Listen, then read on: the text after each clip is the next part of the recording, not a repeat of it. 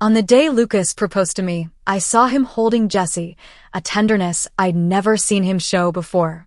I didn't want to condemn him outright, but reality slapped me hard, leaving me utterly heartbroken. Fine. He's just a man. What's the big deal? Consider my 4 years wasted on a dog. After that, I agreed to the blind dates arranged by my parents. Later, at my engagement party, he was stopped by security outside, crying and repenting, while I, wearing the only custom-designed gown of its kind in the world, walked towards the billionaire who was mine alone. I'm Natalie, and today, my boyfriend of 4 years proposed. We started dating in sophomore year of college. Before that, I pursued him for 6 months before he finally agreed. He was well known on campus. I heard that in high school, top universities were competing for him, but he chose Northwood University, which was ranked 5th overall. His legend continued at this university. At a school event, I finally saw him in person. Oh my God! His face was exactly my type. That's right, I was initially interested in him because of that face. Clean cut, handsome features, thick eyebrows, a well-shaped nose. That was exactly the type of guy I liked. The way he pursed his lips while thinking completely captivated me. I was hooked. To show my dedication to this handsome guy, I spent 2 or 3 months getting closer to him, getting to know him, slowly integrating into his life, carefully expressing my feelings, and then pursuing him. Even if he rejected me, I'd still find ways to be kind to him subtly, telling myself that if he rejected me again, I'd really give up. I didn't expect that in sophomore year, he finally agreed to be with me. That night, I was so excited I couldn't sleep, and the next day I went to class with dark circles under my eyes. He, on the other hand, seemed much calmer. He was a physics major, and I was in finance, so we usually didn't see each other in class. But ever since I started pursuing him, I brought him breakfast every day. Seeing how calm he was, I felt like he wasn't that enthusiastic. But for the next 3 years, our relationship was very stable. We were even called a model couple. He never argued with me. Even when I sometimes got emotional or moody, he never got angry. He would just quietly wait for me to finish expressing myself, then say a few words to comfort me. Thinking back on our 4 years together, I truly felt he would make a great husband. But I'm the girl, so I wanted him to propose first. Perhaps it was mutual understanding. Just when I was thinking about marriage, he proposed. The romantic theme restaurant was our regular spot. I arrived for our date as usual. Pushing open the door to the private dining room, I saw a heart made of flower petals in the center. The room was filled with colorful balloons, and there was a heart outlined by candles on the floor. It was a little cliché, but I was touched. He walked in from outside, holding a large bouquet of roses, knelt in front of me, and opened a ring box. Natalie, will you marry me? Compared to my teary eyes, he was much calmer, but I still sensed his nervousness. Smiling, I held out my hand, yes. In that moment, I saw everyone in the restaurant applauding. The ring was on my finger, and I stood arm in arm with him, smiling happily. Natalie, wait for me for a moment. I'll take you somewhere later. I heard his phone ring. I nodded generously and watched him take his phone and go to the restroom. At a time like this, of course, I wanted my best friends to witness it. So I happily sent a message in our group chat and even took a photo of the ring to share there. Luna, OMG. Natalie, what's going on? Rose? Natalie, did he propose? Is it Lucas? You were just thinking about getting married a few days ago, and he proposed today? That's so sudden, I'm totally jealous. After seeing my message, they quickly asked me to share my location. I waited outside for a while, but Lucas still hadn't returned. So I went back to the private dining room. I didn't expect my childhood friends to arrive before him. But when they saw the setup in the private dining room, they were visibly surprised. After seeing it, Jackson couldn't help but say, seriously, you've been together for 4 or 5 years. Doesn't he know you don't like red roses? He's Rose's cousin and one of my childhood friends. We grew up together. Their reaction when they first came in was because they all knew I didn't like red roses or baby's breath. The atmosphere suddenly turned awkward. I put down the bouquet I was holding. It's not a big deal. Besides, proposals usually use roses. It's normal for him to think that. I'll go look for him. You guys sit down first. I left the room.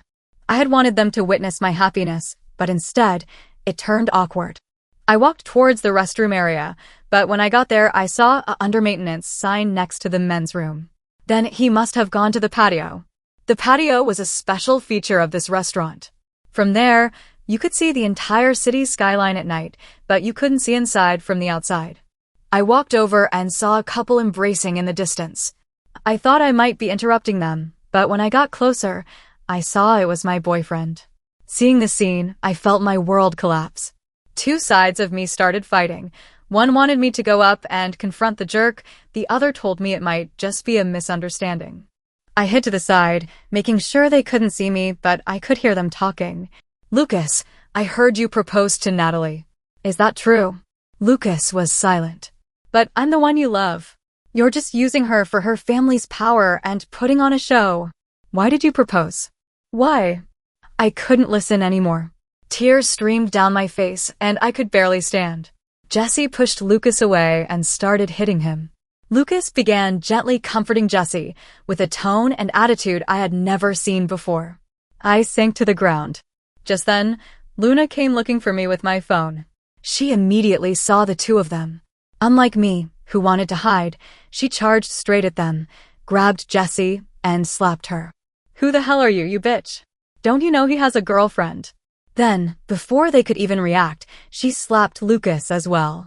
Jessie immediately covered her face and threw herself into Lucas's arms. Luna tried to hit her again, but Lucas stopped her. "Perfect, Lucas. Did you forget you just proposed to Natalie? I'll explain it to her myself. It has nothing to do with you." Luna had come out to use the restroom and seen the scene. She was so angry she was shaking, pointing at Lucas, speechless. I stepped out from the corner, went over, and pulled Luna away. "Let's go. Let's just pretend today was a joke. Lucas, we're done. There's nothing between us anymore."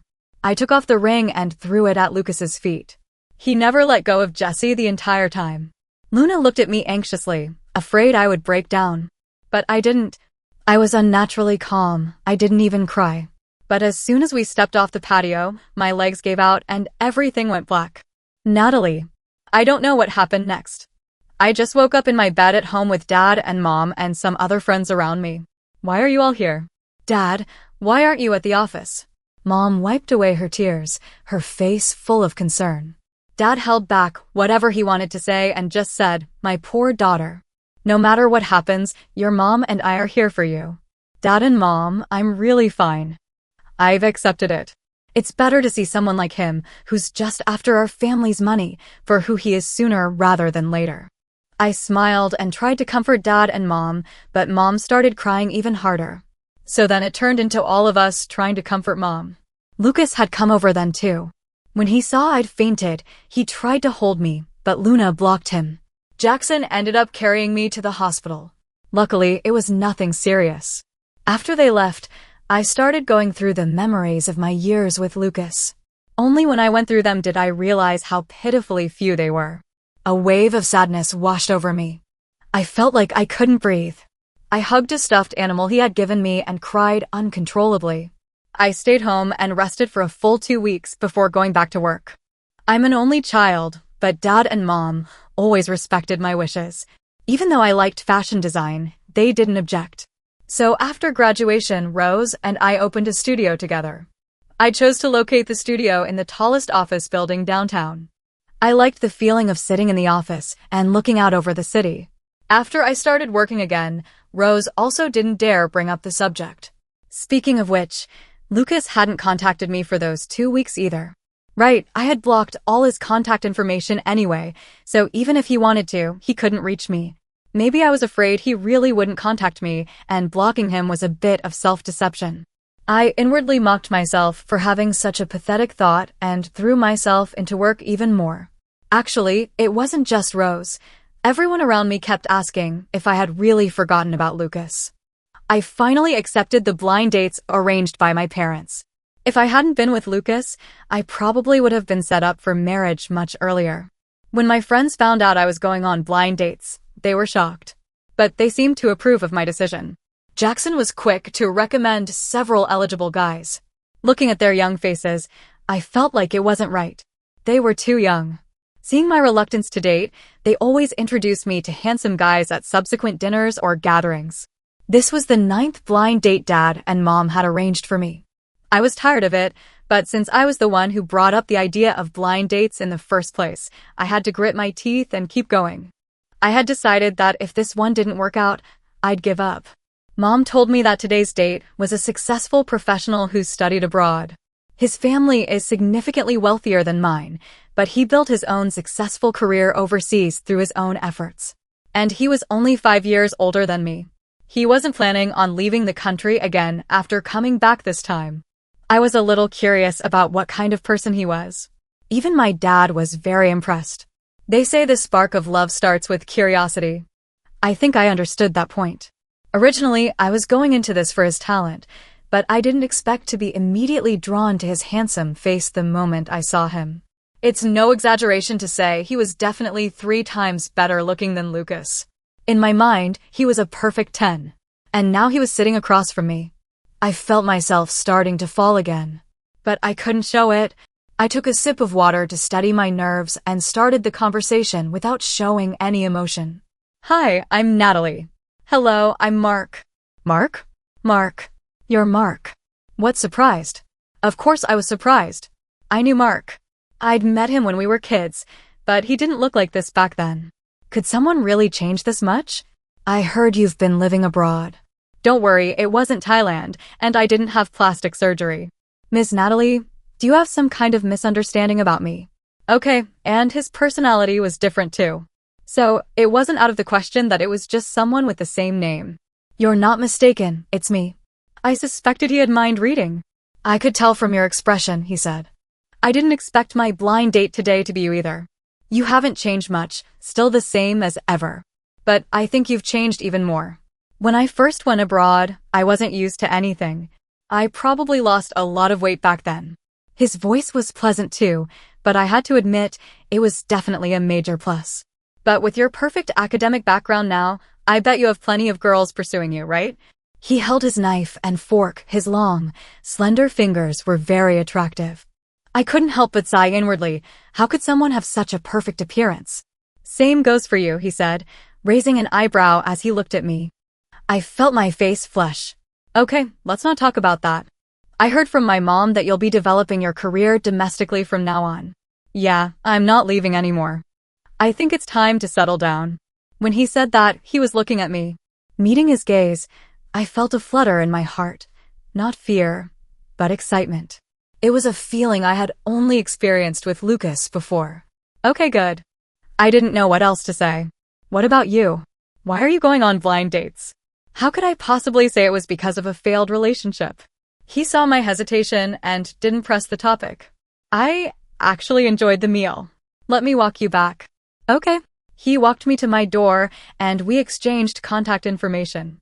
After I got home, I calmed down and told my mom about today. She was a little surprised too. Oh, it was him. I remember you two playing together when you were kids. Yeah, who would have thought he'd changed so much? He used to be a little chubby kid. Now he really looks like a leading man. Mom chuckled and lightly poked my forehead. Why are you talking about him like that? Back in my bedroom, I thought about Mark again. All I could do was marvel. Look at him at 28 and then look at me. Wait, I'm not 28 yet. Maybe by the time I'm 28, I'll be a world-renowned designer or a billionaire myself. But soon, my good mood was shattered. A strange social media account added me. The profile picture was a girl. Without hesitation, I clicked accept. Hello, Miss Natalie. I'm Jessie. I'd like to talk to you. Lucas and I have known each other for many years. I can explain what happened that day. We have no relationship, and I don't need your explanation. I was just about to block her when I didn't expect her to actually call. I don't have time to listen to your excuses. Stay away from me, got it? I'm sorry, Natalie. He and I are really just friends. It's not what you think. To show my sincerity, let me treat you to dinner, Natalie. I can definitely explain everything.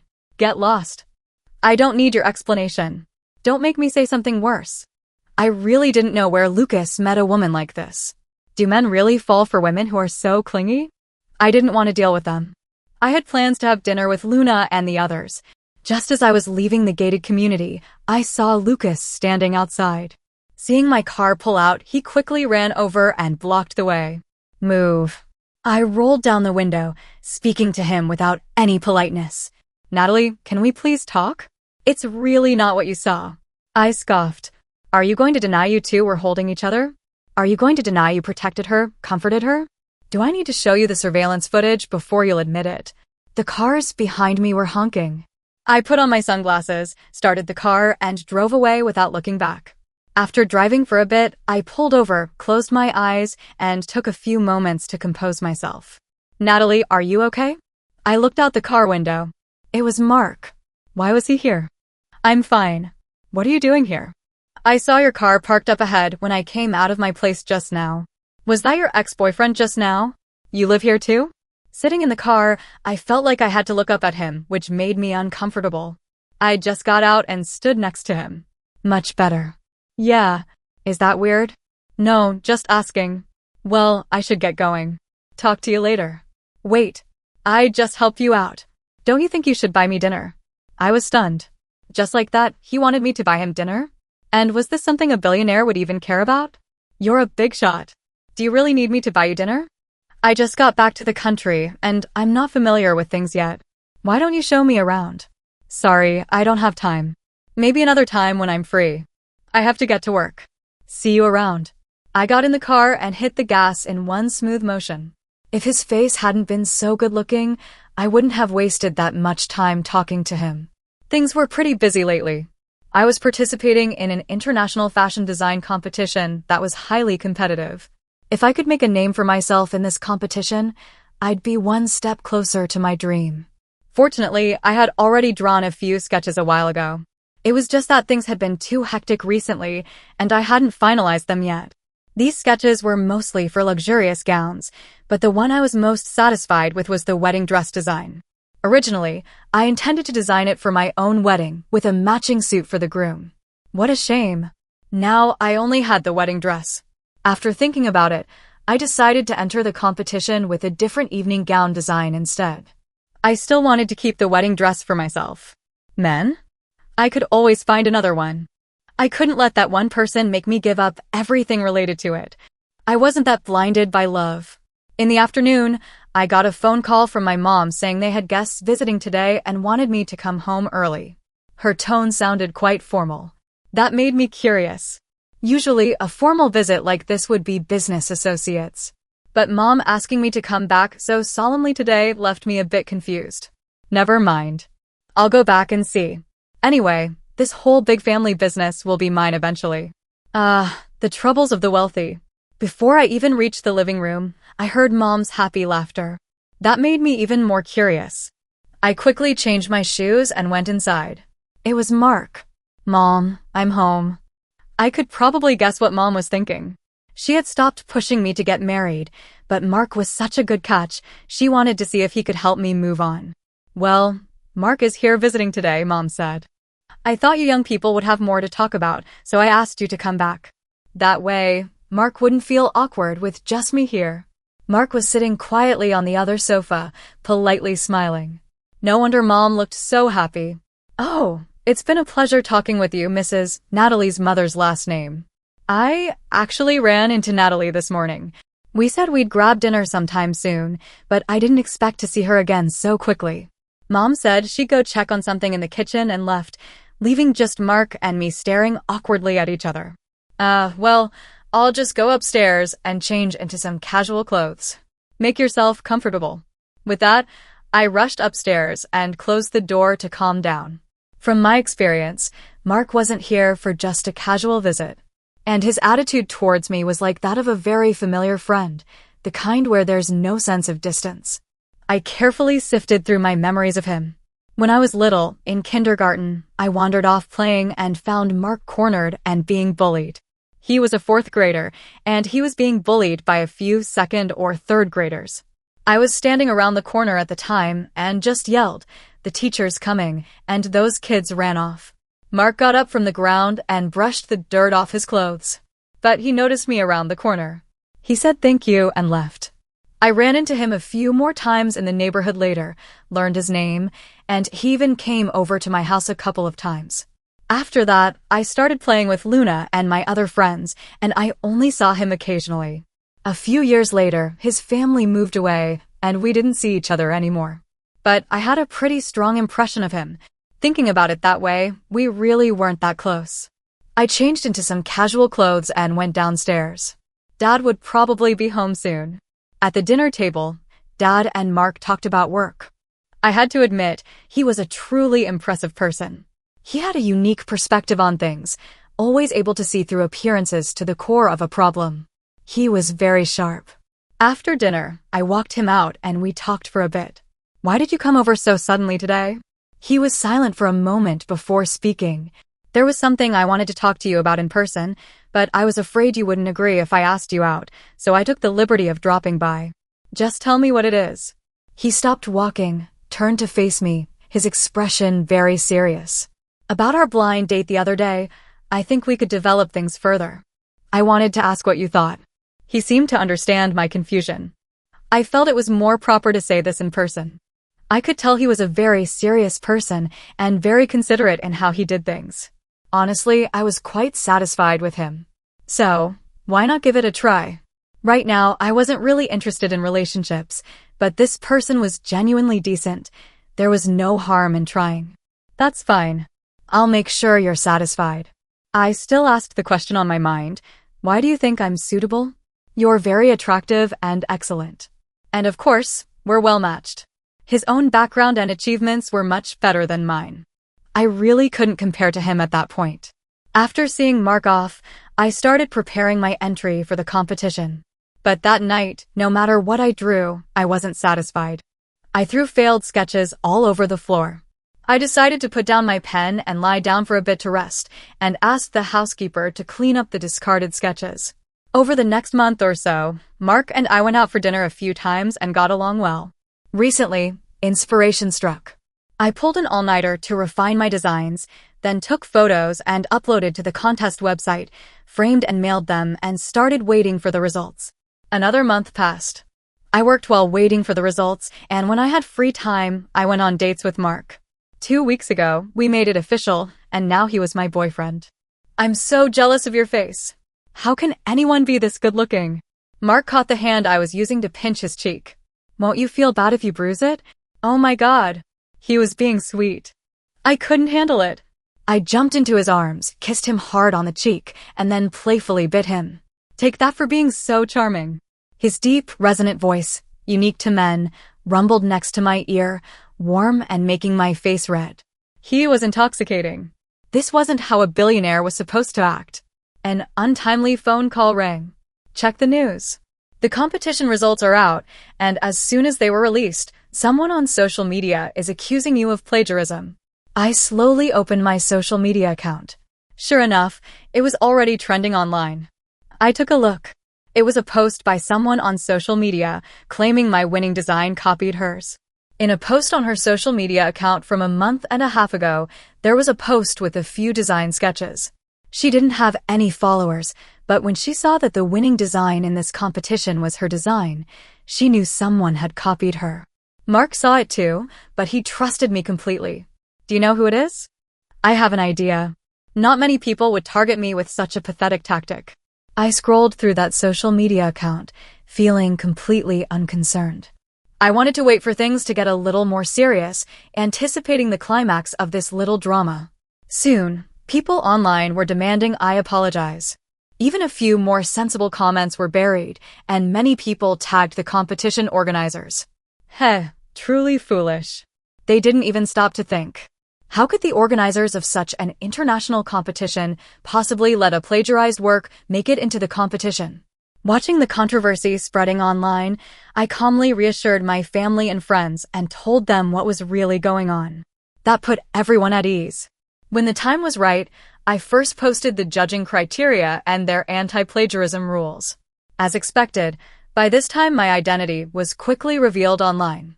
I ignored these comments. After letting it simmer for a while longer, I posted a few more sketches, which were clearly even rougher than the ones on that person's social media account. Over the next few days, I would release some evidence every 24 hours. Public opinion online started to shift, but there were still people who didn't believe me. That's because she posted on her social media account again today, saying she didn't want to pursue responsibility and that as long as her work was recognized by everyone, she didn't care who got the credit. I almost died laughing. The nerve!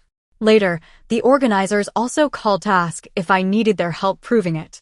I posted the last bit of evidence along with the organizer's statement. The final piece of evidence on the last day was a video of me completing the design from start to finish. The initial recording date was more than 2 months before hers. The tables turned. 3 days later, that person's social media account was deleted, and she disappeared online. But I dug up her identity and put it out there for everyone to see. Since she was also a design major, many people speculated she did it out of jealousy or to chase clout. Less than 2 hours later, I received a call from an unknown number. "Natalie, it's me. Can you please take down the posts online? Jessie already has depression, and now she's being cyberbullied. She's in the hospital." So, it wasn't that he couldn't contact me, he just didn't want to. Now he was begging me for another woman. Why didn't he think about me being cyberbullied when she falsely accused me? I know you're angry, but she and I really have nothing going on. Give me another chance. Can we get back together? Lucas, I don't want you anymore. You mean nothing to me now. You have no right to make demands or talk about getting back together. There was a long silence on the other end of the phone call. I didn't want to hear any more of his nonsense, so I hung up. I saw the video Luna sent me of Jessie apologizing. She had a bandage wrapped around her wrist. I gave a dismissive laugh. A pathetic act. I didn't have time for their nonsense. I decided to take Jessie to court. I didn't expect her to have the nerve to come to my neighborhood and make a scene outside my house. When I went out, she was kneeling outside. Her thin clothes made her look pitiful, just like she did that day hiding in Lucas's arms. Natalie, I'm sorry. I did something wrong. Please, I hope you can forgive me. If you agree not to sue me, I'll do anything. Please, I haven't graduated yet. Please just let me off. I had forgotten. She had taken a year off because of depression and could only graduate this year. Too bad she chose the wrong place to do this. I remember for 2 whole weeks, you didn't show any sign of remorse. Jessie, what do you think you are to me? And Lucas? What does he even matter? Anything I gave him, I can take back. Do you see anyone here watching your little act? You've come to the wrong place. Seeing my firm attitude, she stopped pretending and stood up. You're the one who stole him away from me. If your family wasn't rich, how could you have taken him? So what? If you knew that, why were you still involved with him? As she spoke, she suddenly started laughing, and it was a little frightening. Natalie, you think Lucas had feelings for you? No way. He was just using you, she said. I thought she was just crazy. I used to believe everything she said, but now I wasn't hurt anymore. Just wait for court. After that, I'm not interested in anything about them. After the court hearing, Jessie was sentenced to 2 years, suspended for 1 year, for infringement of intellectual property and defamation. She was also ordered to pay me $100,000 in damages for emotional distress, and the school expelled her. Later, Lucas was also fired from his company because of this incident. Honestly, with his capability, getting into a good company or starting his own business wouldn't have been difficult at all. He didn't need to use me. The last time I saw him was when Mark and I were leaving the bridal shop. Seeing Mark and I arm in arm, looking close, he lunged at us like a madman. Mark reacted quickly, blocking him and helping me step back a few paces. I'm sorry, Natalie, I know I messed up. Please forgive me, okay? That time, I was just trying to clear things up with her. I've fallen in love with you.